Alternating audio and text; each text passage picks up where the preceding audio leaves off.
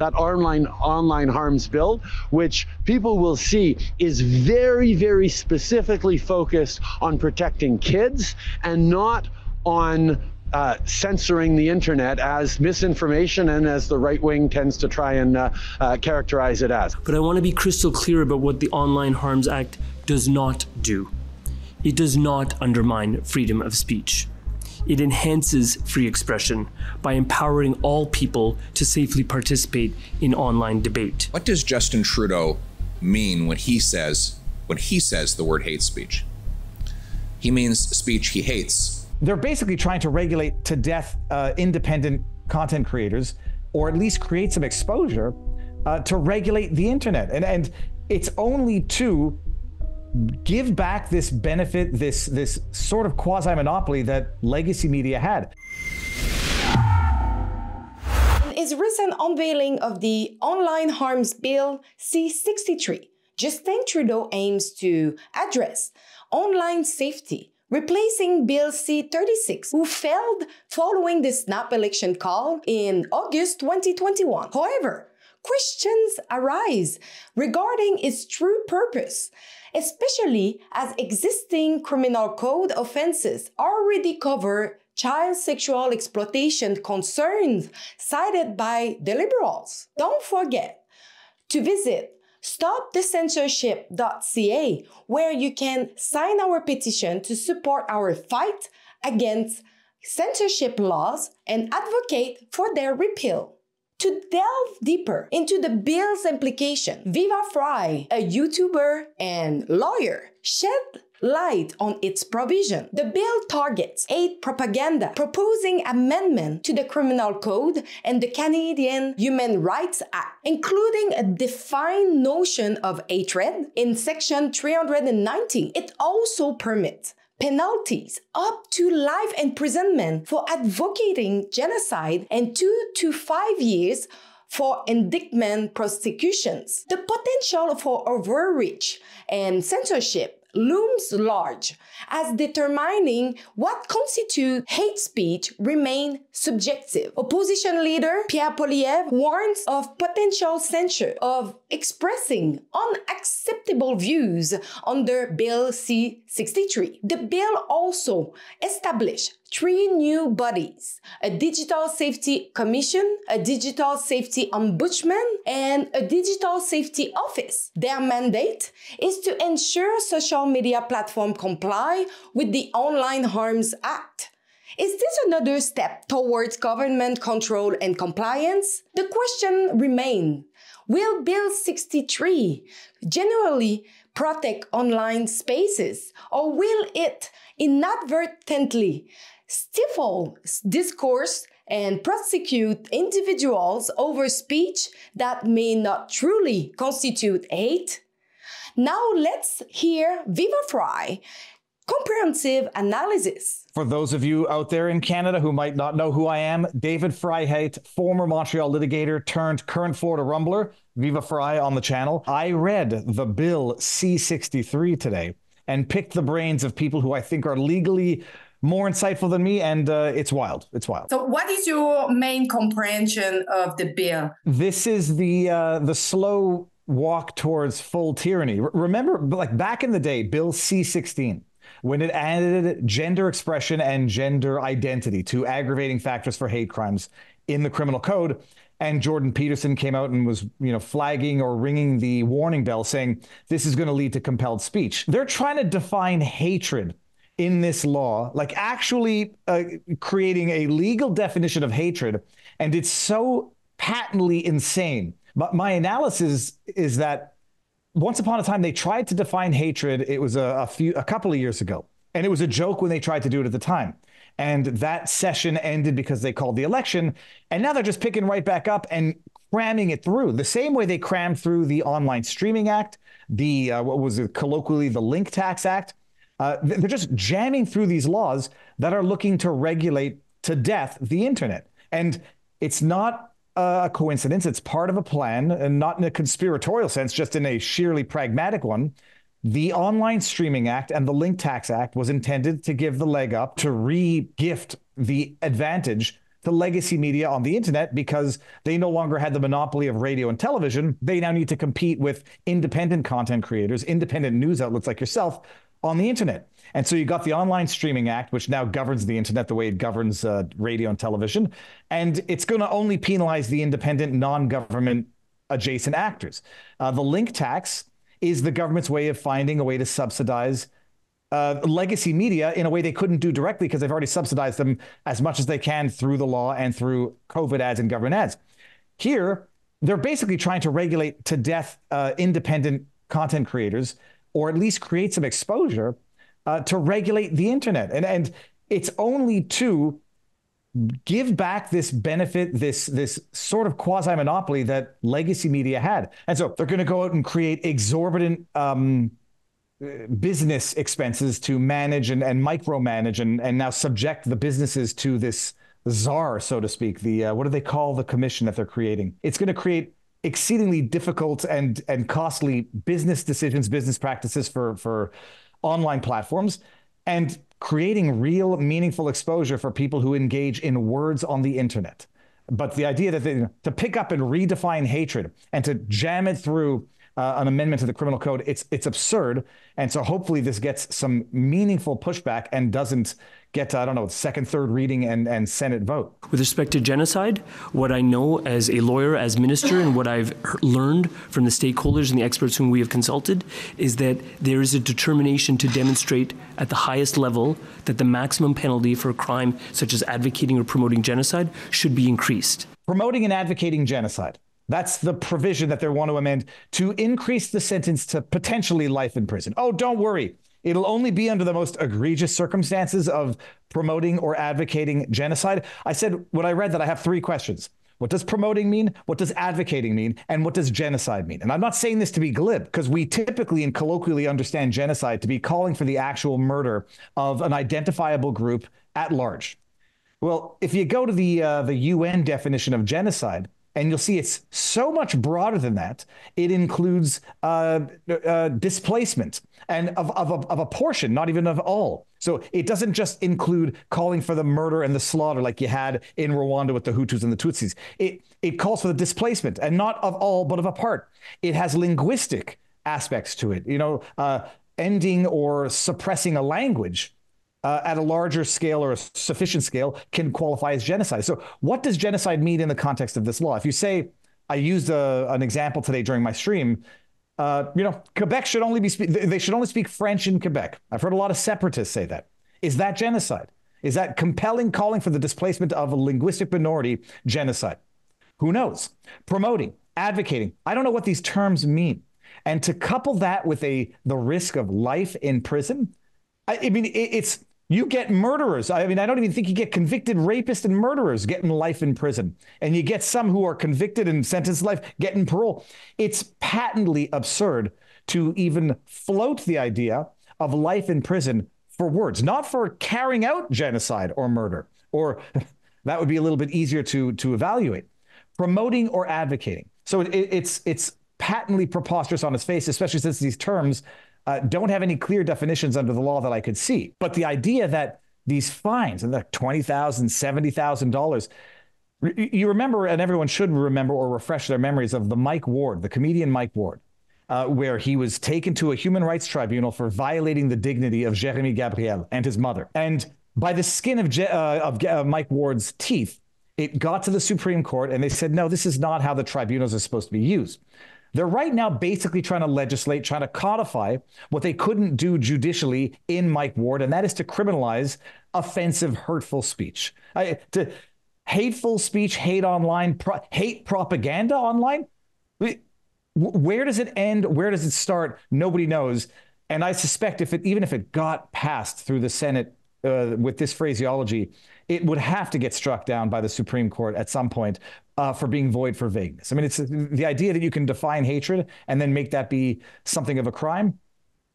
Only in North Korea, only in the most totalitarian, authoritarian regimes that Trudeau spends all of his days pretending he has not made Canada into.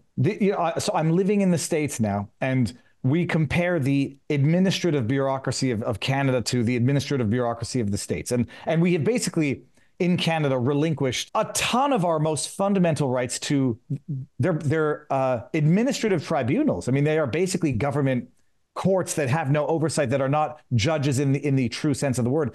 It's wild. America seems to be going the other way. There was this decision, Chevron decision out of the States, Supreme Court decision, where, basically deference towards administrative tribunals.